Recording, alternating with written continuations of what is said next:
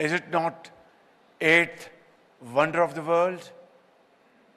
And I have to say, my dear fellow Pakistanis, not to deject you or disappoint ourselves, that when we compare Shenzhen's performance with Pakistan's achievement at this point in time, our GDP is hovering around $380 billion and our population is 250 million people. Now, this is a very stark comparison, and this shows what? It's a lesson to be learned by all of us. It is through the most untiring efforts, forward-looking vision, starting from late Deng Xiaoping to this day by one of the world's greatest leader, President Xi Jinping's visionary leadership and his dynamism, that China today has become, in this short span of time, the world's second largest economy and the world's second mightiest military force.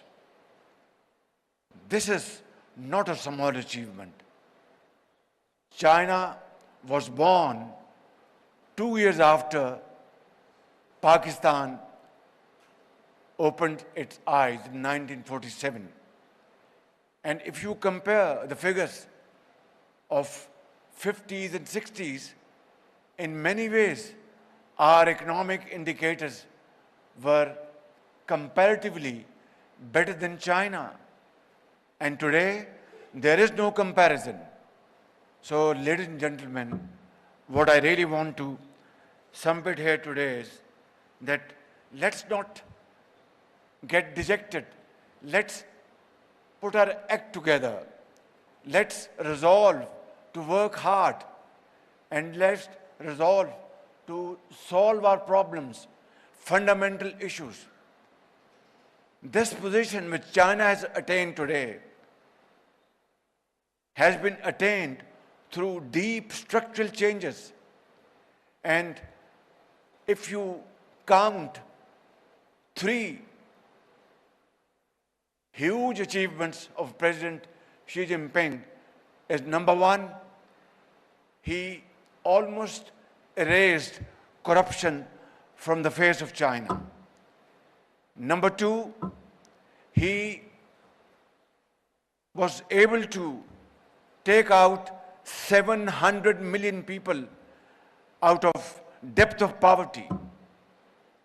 And number 3, he invested in the youth of China.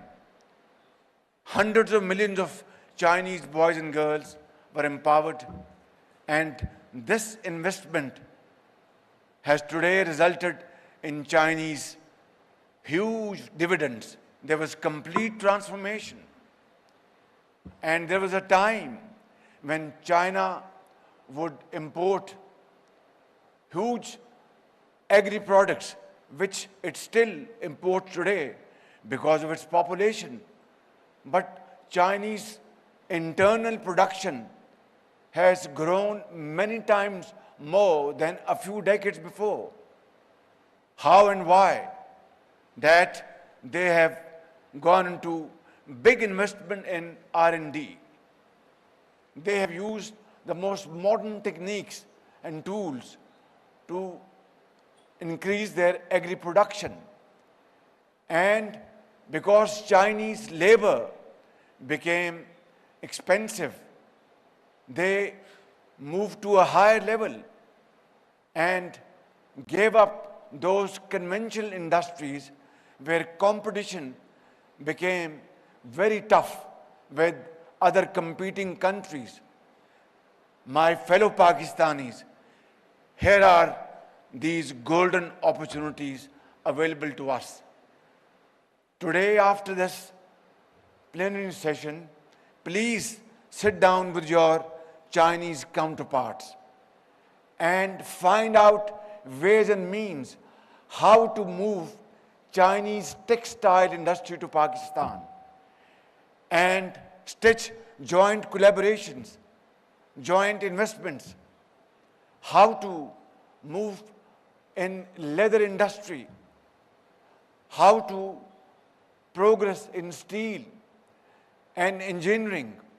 As our Deputy Prime Minister said already, that Pakistan's mineral deposits today value around $10 trillion. And unfortunately, our export is meager $30 billion.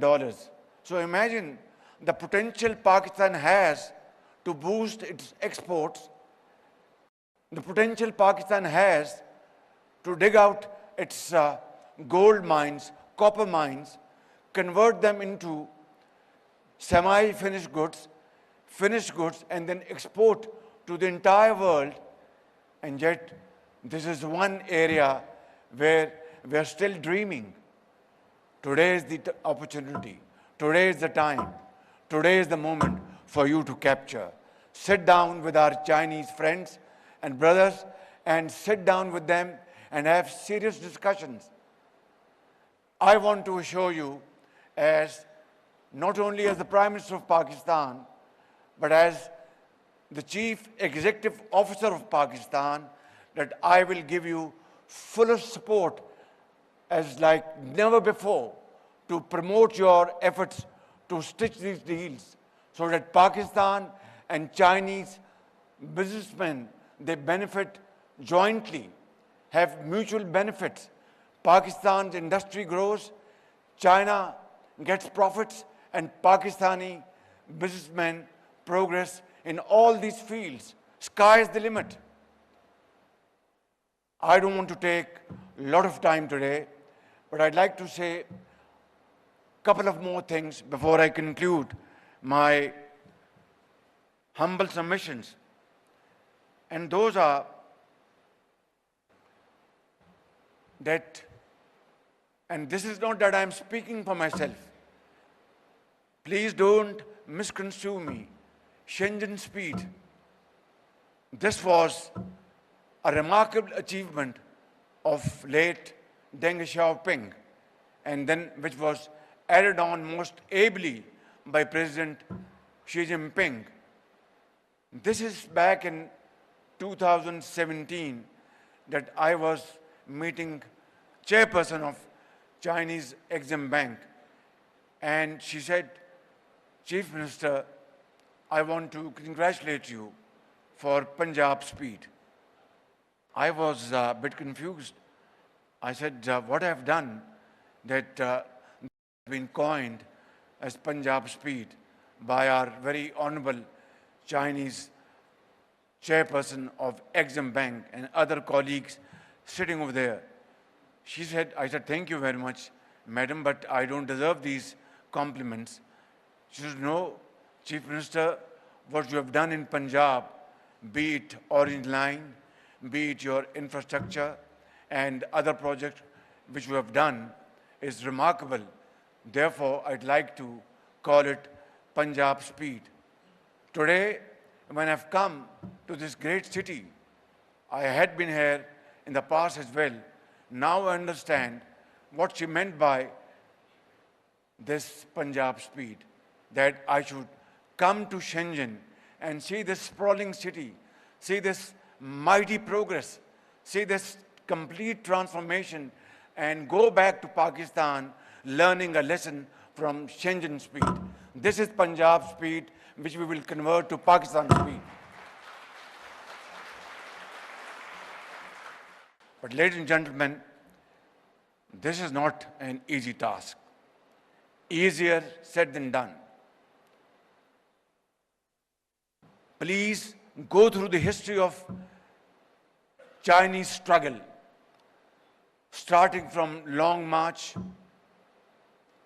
We all know about it. I don't want to go into that. and then various periods of Chinese history in the last 7 decades. But through all these difficult times, Chinese people swam together. They never lost hope. And this is a fact that China was being encircled by many. I don't want to go into that detail. Suffice it to say that there was every effort made to encircle China. But the Chinese people's strength, their iron resolve, and their leadership, they decided that they will not succumb to that pressure, and they will pass through this pressure, make their way through hard work, untiring efforts, and sweat and blood. And this is what China today is. And I would like to compliment all of you for this great achievement.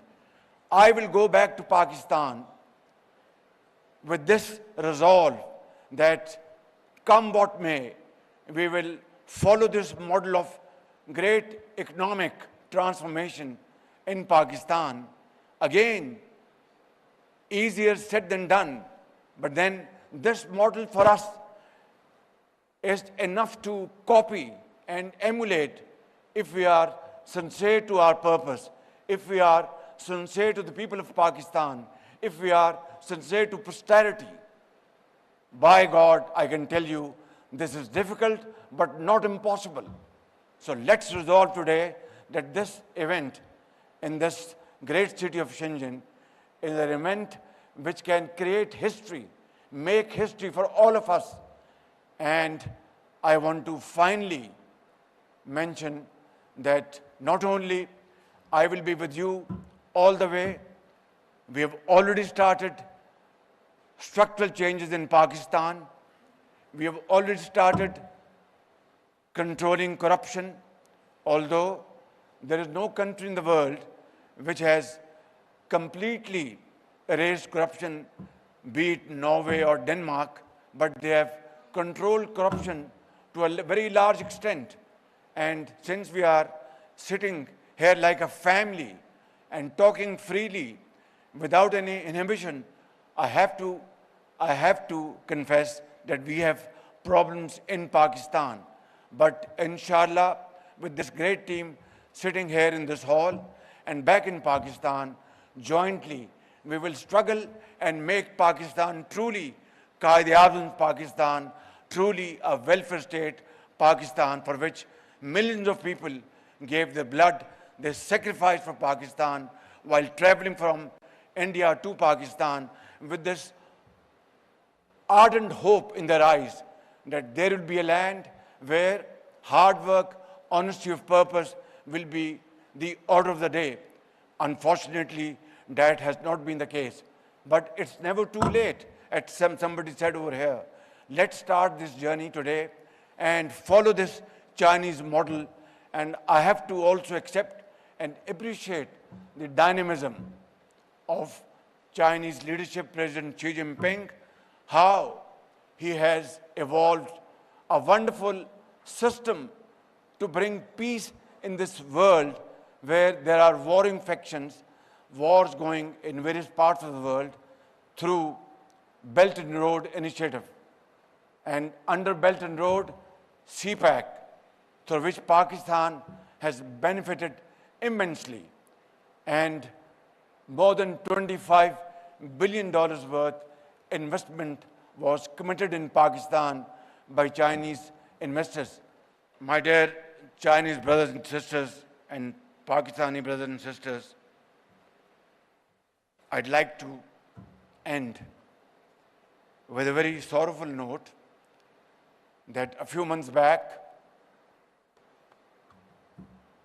our 5 Chinese brethren were killed in a terrorist attack in Bisham, north of Pakistan. And this dastardly act was most heart-wrenching. That day, entire Pakistan was in tears. That day,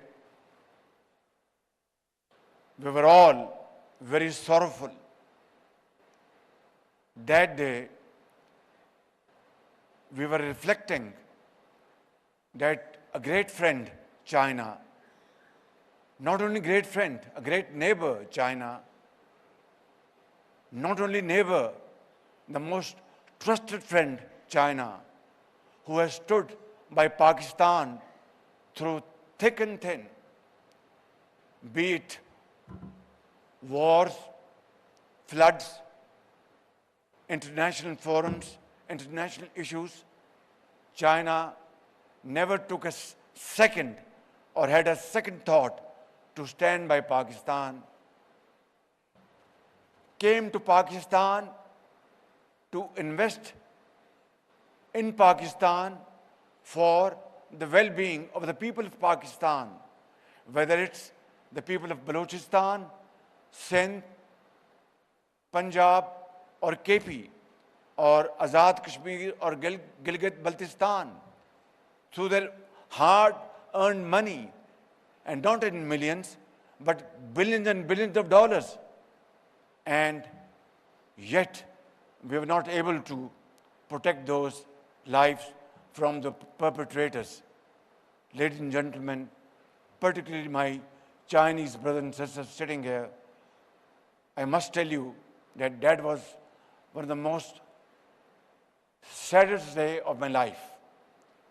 Ever since, we have taken various measures to put in place a foolproof protection system, a foolproof security system to protect the lives of every Chinese brother and sister working all over Pakistan.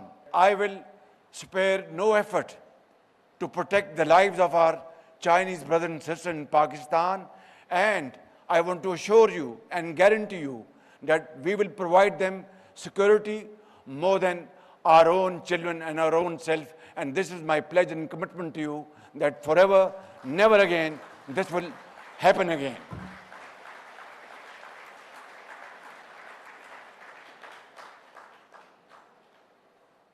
But this story will not, this sordid episode will not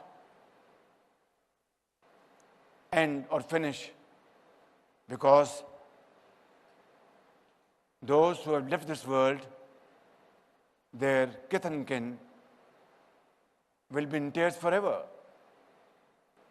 And have you heard of a society where benefactors come and show their truest sympathy, empathy, and support, and yet they are killed? This is something we cannot forgive ourselves. Therefore, ladies and gentlemen, I would like to offer my sincere condolences on behalf of the people of Pakistan, myself and government of Pakistan, and share our grief with the bereaved families. And I would also like to, it will be unfair to myself and to all of those families if I did not offer sincere apologies to them and to the people of China. God bless you. Pakistan-China friendship, Zindabad.